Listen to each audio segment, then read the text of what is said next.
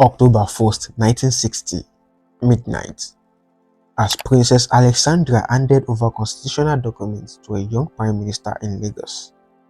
Millions celebrated Nigeria's independence. But here's what it didn't tell you. The British never really wanted to leave. The man who became Prime Minister wasn't even the people's first choice, and 3 of the founding fathers would be dead within 7 years, victims of the very nation they helped create. This is the untold story of how Africa's most populous nation fought for freedom, the secret negotiations that almost collapsed, and the heroes whose names have been erased from history.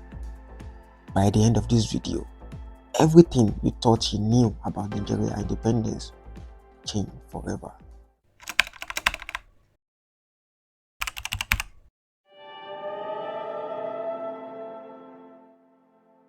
To understand Nigeria's independence, we must first understand that Nigeria itself was never meant to exist.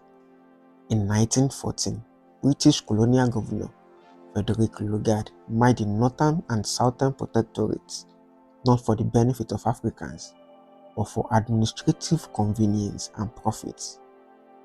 The name Nigeria was coined by British journalist Flora Shaw in 1897, derived from the Niger River. Think about that. A nation of hundreds of ethnic groups, diverse religions, and distinct cultures forced into artificial boundaries drawn by people who had never walked its soil. But resistance began almost immediately. In 1929, the Abas Women Riot erupted when thousands of Igbo women, led by figures like Nwanyeruwa and Colonial, protested against oppressive taxation. British forces killed more than 50 women. Their names are rarely mentioned in textbooks, but they planted seeds of defiance. Herbert Macaulay, often called the father of Nigerian nationalism, founded the Nigerian National Democratic Party in 1923, the first political party in the country. Macaulay was a grandson of Samuel Ajayi Crowther, the first African Anglican bishop. He used newspapers, protests, and legal battles to challenge colonial rule for decades. The 1930s and 1940s changed everything. The Great Depression exposed the exploitation of colonial economics. Then World War II proved pivotal. Over 80,000 Nigerian soldiers fought for Britain in Burma, India, and East Africa. They returned home having seen the world, having fought for freedom, yet coming back to a country where they had none. This veteran asked a simple question: if we are good enough to die for Britain's freedom, why aren't we good enough to govern ourselves?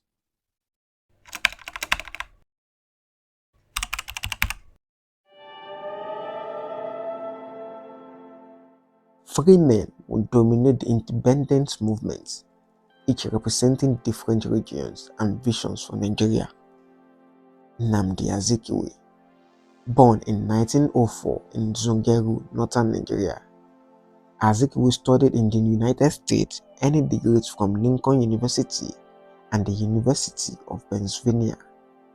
He returned to Nigeria in 1937 and founded the West African Pilot newspaper, which became a powerful voice for independence. Azikiwe's philosophy was pan-Nigerian unity. He believed all ethnic groups could coexist in one nation. He founded the National Council of Nigeria and the Cameroons, NCNC, in 1944, which later became the National Council of Nigerian Citizens. Chief Obafemi Awolowo, born in 1909 in Ikenne, western Nigeria. Awolowo was a lawyer, a journalist, and brilliant political strategist.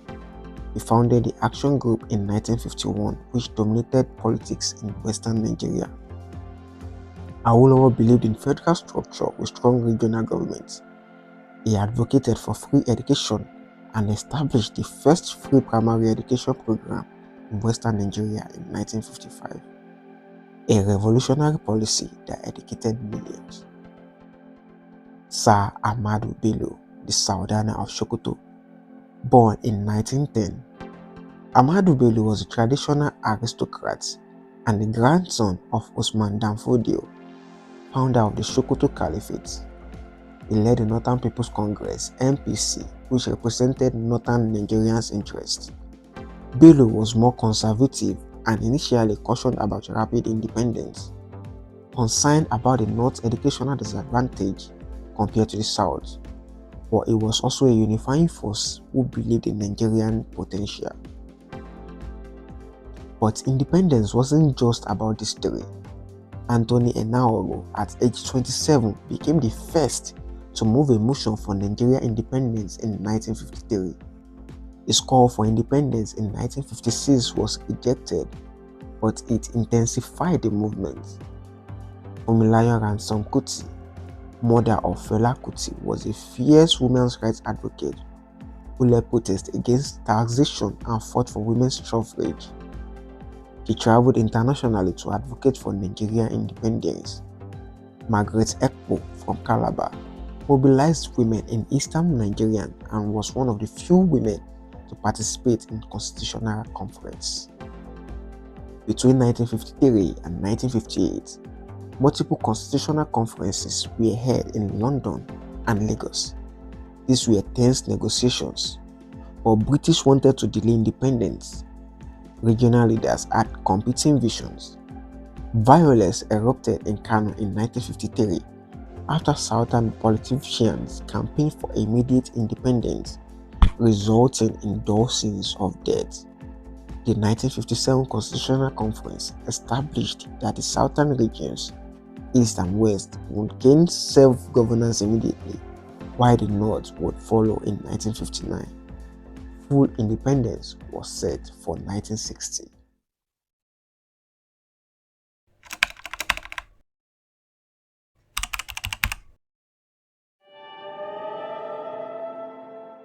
In 1959, Nigeria held its first federal election.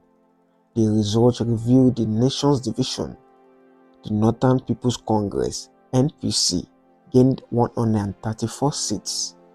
The National Council of Nigerian Citizens (NCNC) gained 89 seats, and action groups gained 73 seats. No party won a majority. This forced a coalition between the NPC and NCNC. Abubakar Tafawa Balewa, deputy leader of the NPC, became Prime Minister. Nnamdi Azikiwe became Governor General and later President when Nigeria became a republic in 1963. Many Nigerians expected Azikiwe or Awolowo to lead. The choice of Balewa, though competent, was seen by some as a compromise that left lasting resentment, particularly in the West. Here is what they really tell you. The British retained significant control even after independence. They maintained military bases. British expatriates continued to hold key civil service positions. The economy remained dominated by British firms like UAC, United African Company. The independence agreement included clauses that protected British economic interests.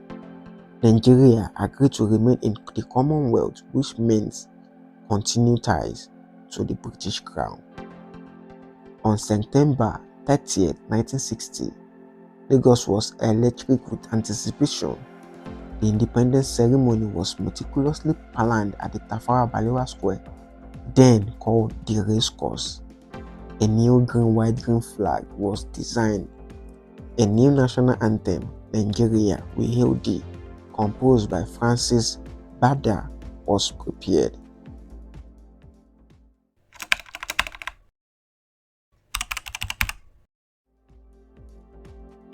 At exactly midnight, as October 1st arrived, Princess Alexandra of Kent, representing Queen Elizabeth II, handed over the constitutional instruments to Prime Minister Tafawa Balewa. The British Union Jack was lowered for the last time, and the Nigerian new flag was raised. Balewa's independence speech was measured and hopeful. This is a wonderful day, and it is all more wonderful because we have all waited for it with increasing impatience, compelled to watch one country after another overtaking us on the road when we had so nearly reached our goal. But now we have acquired our rightful status, and I feel sure that history will show that the building of our nation proceeded at the wisest pace. Over 100,000 Nigerians gathered in Lagos.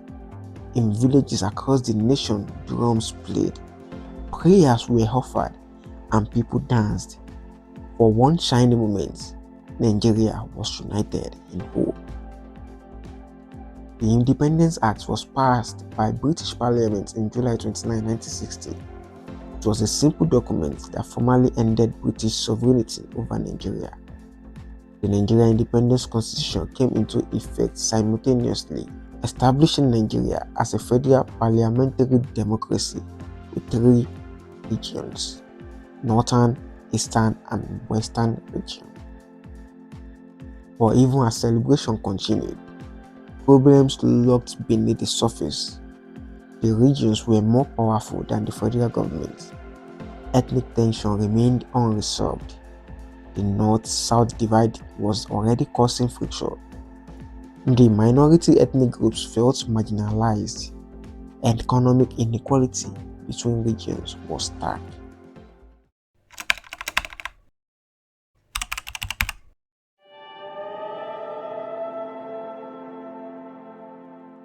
Within 5 years, the optimism of independence collapsed. The 1964 federal election were marred by violence and fraud. The 1965 Western Region election descended into chaos known as Operation Wet Tear, where political opponents' houses were burned. At 3 a.m. on January 15, 1966, young military officers led by Major Chukwuma Kaduma Nzeogo staged Nigerian first coup. Prime Minister Tafawa Balewa was killed. Ahmadu Bello, the Sultan of Sokoto, was killed in Kaduna. Samuel Akintola, Premier of the Western Region, was also killed. The coup plotters claimed they wanted to end corruption and tribalism, but because most plotters were Igbos and most victims were Northern and Western leaders, it was perceived as an ethnic coup. This perception planted seeds for the civil war. Tafawa Balewa murdered in 1966. His body found on the roadside 6 days later. Ahmadu Bello shot dead in his home by coup plotters. Obafemi Awolowo, imprisoned in 1963 for alleged treason, released after the coup.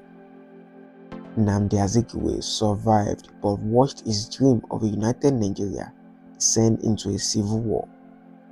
By 1967, the Biafran Civil War began, killing over 1 million people. The nation that was supposed to be Africa's greatest hope became a symbol of post-colonial tragedy. Today, Nigeria is Africa's largest economy and most populous nation, but the question raised in 1960 remained unanswered. Can a nation created by colonial powers truly unite diverse peoples? Can democracy survive in a system designed by outsiders? Can the wounds of ethnic division ever heal? The heroes of independence fought with courage and hope. Herbert Macaulay, the Aba women, Nnamdi Azikiwe, Obafemi Awolowo, Ahmadu Bello, Funmilayo Ransome-Kuti, Enahoro, and countless others gave everything for freedom. Their dream hasn't died. It lives on in every Nigerian who refuses to accept mediocrity, who fights corruption, who builds businesses, who creates arts, and who demands better governance. October 1st, 1960 wasn't the beginning of a story. It was just the beginning of a long, difficult journey toward true independence. If this video taught you something new about Nigerian history, Kindly please hit that subscribe button and share this with someone who needs to hear this story. Drop a comment below. Who is one Nigerian independence hero you think deserves more recognition? And let's keep our memories alive. Until next time, stay curious and stay safe. Peace.